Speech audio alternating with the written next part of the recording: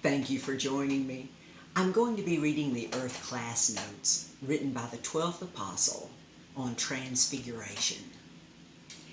And after 6 days, Jesus taketh Peter, James, and John his brother, and bringeth them up into a high mountain apart, and was transfigured before them. And his face did shine as the sun, and his raiment was white as the light. And behold, there appeared unto them Moses and Elisha talking with him. Then answered Peter, and said unto Jesus, Lord, is it good for us to be here?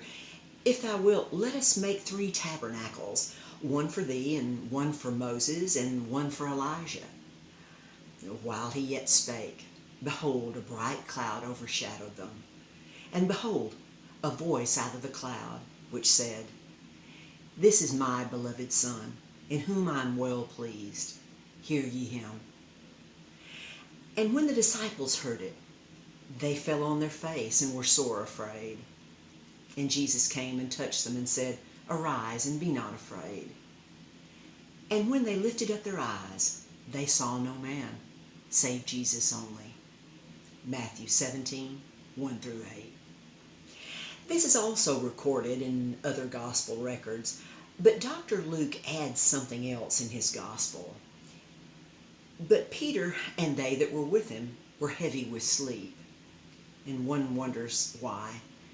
And when they were awake, they saw Jesus' glory, and the 2 men that stood with him. Luke 9:32.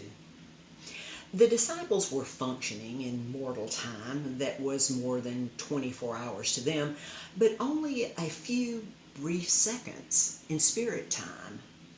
And you don't go up into a mountain, of course, but you have to climb up a literal mountain. That entire experience involved a heavenly aerial craft where Jesus was able to transfigure the cellular structure of his mortal body close to that of his spirit body, where he could see and talk with Moses and Elijah, who came to him in an aerial craft with their own mortal bodies that were preserved.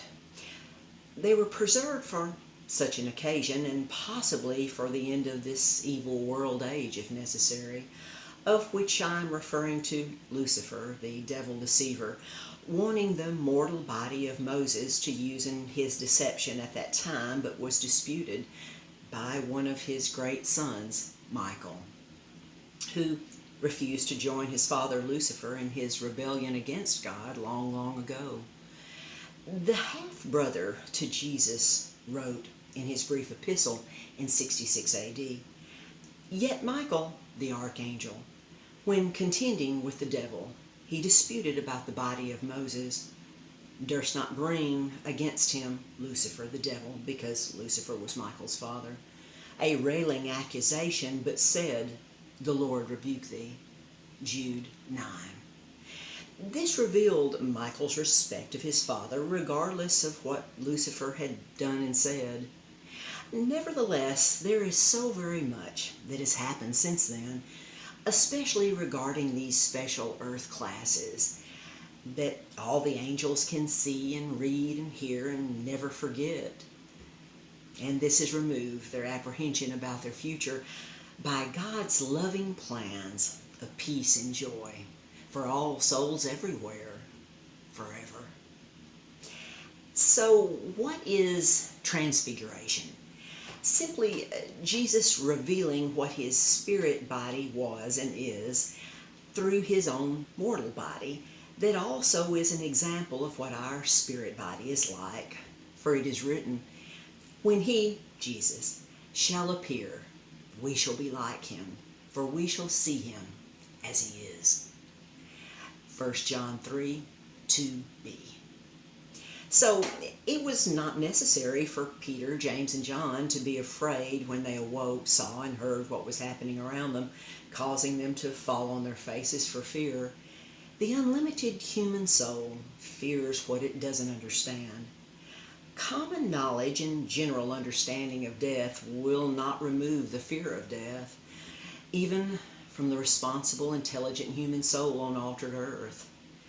Once the Transfiguration crossover process is made for every human soul, we will think, wow, is this what I was afraid of?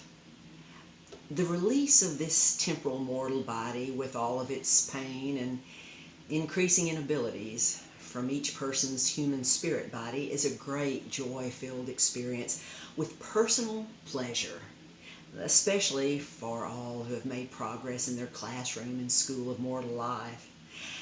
These are basic truths that we should specifically understand and be at peace with now, for life continues forever. Here and now, I will explain what the term overshadow and overshadowed means in its context of its rare usage in the Bible record. In Dr. Luke's use of the term overshadow, the great angel Gabriel had told the beautiful blonde young teenage girl, Mary, about her having a son by God and calling his name Jesus.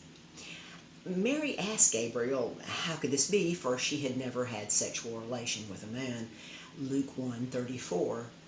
Then Gabriel told her that the Holy Spirit body of God shall come to you as the power and highest authority of all shall overshadow you, meaning that Mary was the shadow that the light of God would come over.